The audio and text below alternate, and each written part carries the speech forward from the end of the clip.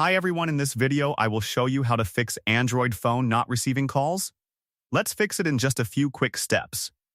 Check airplane mode. Swipe down from the top of your screen to open your quick settings.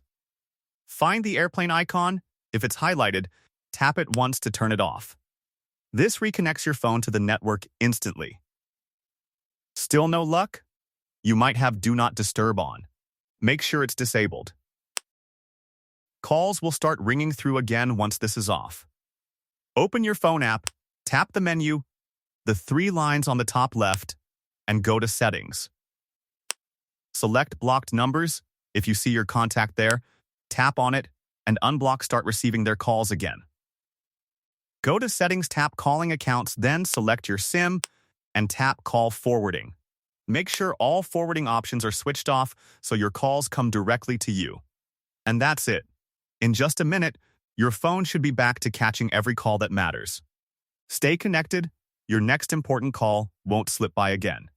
If you find this video helpful, please like, share, and subscribe for more helpful tips. Thanks for watching.